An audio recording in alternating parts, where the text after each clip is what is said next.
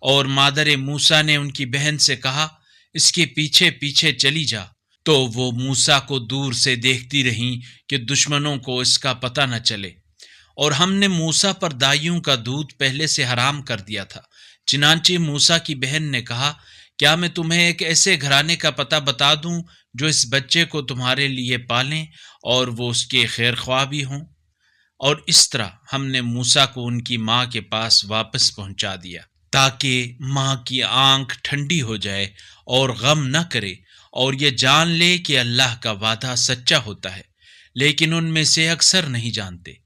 اور جب موسیٰ رشد کو پہنچ کر تنومند ہو گئے تو ہم نے انہیں حکمت اور علم عطا کیا، اور ہم نیکی کرنے والوں کو اسی طرح جزا دیتے ہیں۔